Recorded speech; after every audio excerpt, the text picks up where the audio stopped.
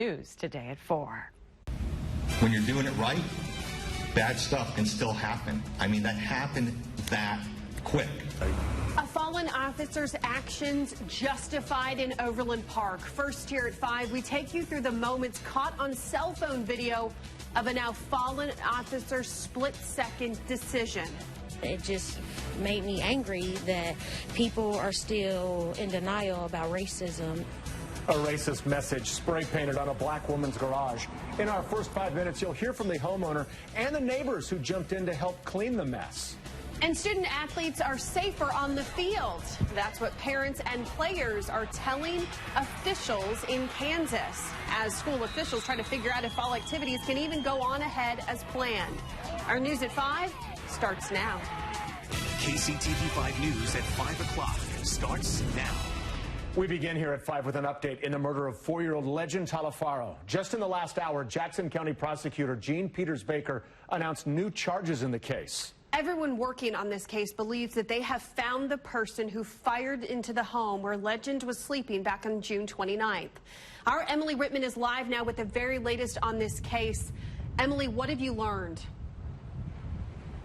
Ellen and Brad, 22-year-old Ryson Ellis is now charged with second-degree murder, unlawful use of a weapon, and armed criminal action for the death of 4-year-old Legend Talifaro. Now, according to court records that were just released today, Ellis had a woman drive him to the Citadel Apartments. Investigators believe he got out and went to a grassy area near the apartment where Legend was sleeping inside.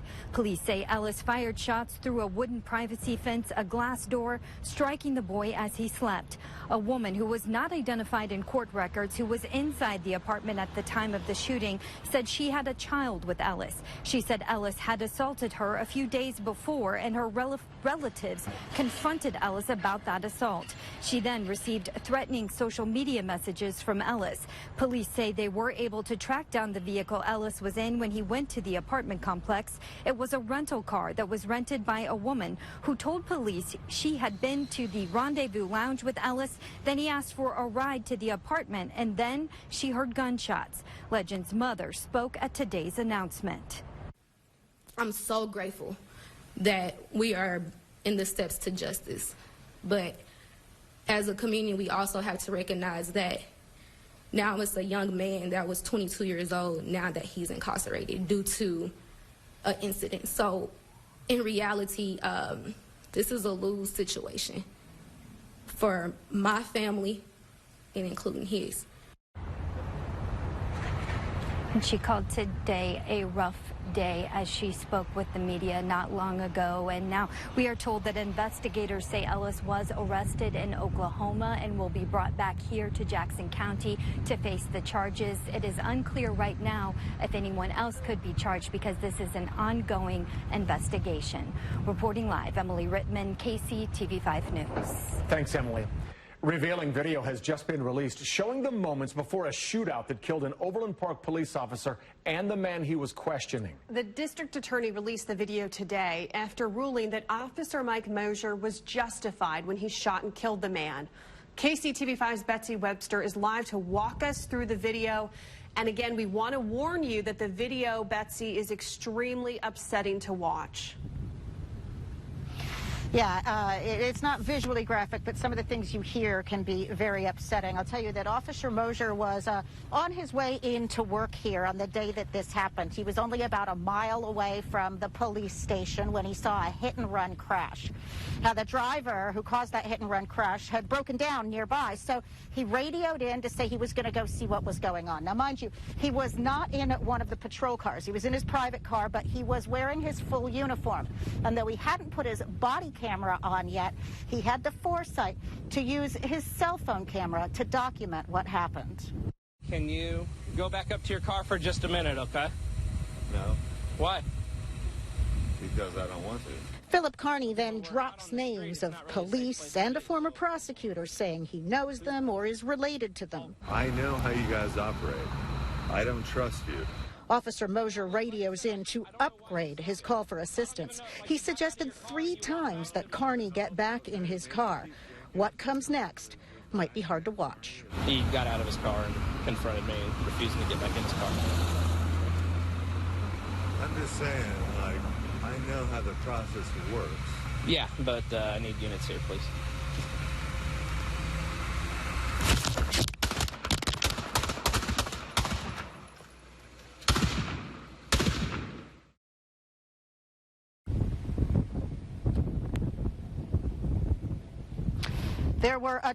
There was one gunshot, then a pause, then 5 more, then 2 more. You might notice on many of the Overland Park patrol cars some blue ribbons. This one here is for Officer Mosier. He passed away on May 3rd at the age of 37.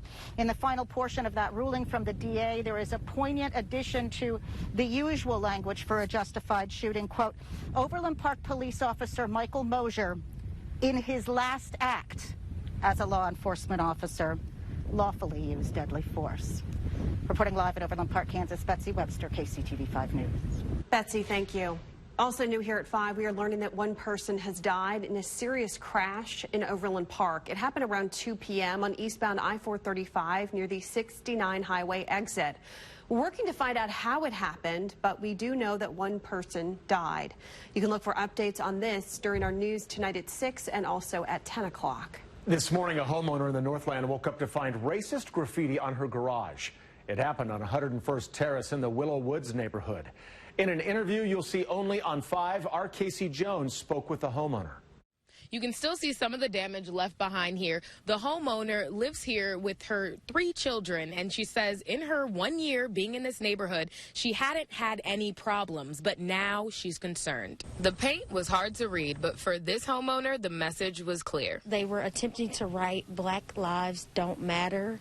I'm assuming they ran out of spray paint, so they only got a portion of that on there. This homeowner in Willow Woods, a predominantly white neighborhood, asked us not to use her name. We don't bother anybody.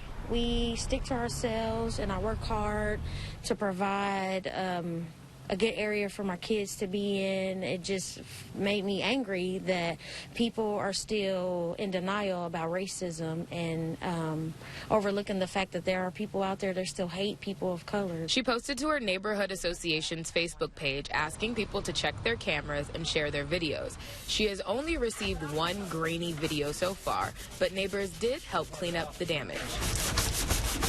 To think that somebody might feel unsafe or that they're not welcome is not what I want to see happen. So I just hope they find the people and that those people realize that what they did was wrong. The homeowner called KCPD.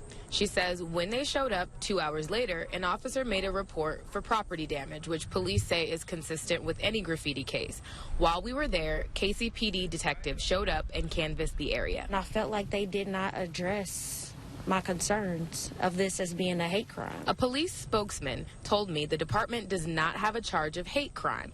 He says if KCPD investigators determine the crime was racially motivated, then the suspect would face bias-based crime charges. They did say the homeowner could request a patrol car to sit outside of her home. In similar cases, police often find kids are responsible for these types of crimes. Children learn from their parents, so their parents are teaching them hate, and that is a problem, and that's why there's a problem with our society. As for the full value of property damage in this case, the homeowner does have insurance, and she'll have to pay a $1,500 deductible. As for the car, it will likely have to be fully repainted. Again, Kansas City police are still searching for a suspect in this case. Reporting from Kansas City, Casey Jones, KCTV 5 News. Despite the pandemic, returning fans to the stands in pro sports is happening. Still ahead, we'll take you inside one stadium and show you what it will look like here in Kansas City. Greg. Ellen, many people are concerned about whether high school sports will happen here in Johnson County in the fall. We'll have that story coming up. The heat, the humidity still hanging around, and we've got yet more days to deal with this. But relief is on the way, and I'm going to show you when it arrives in your Storm Track 5 forecast coming up. You're watching KCTV 5 News at 5 o'clock.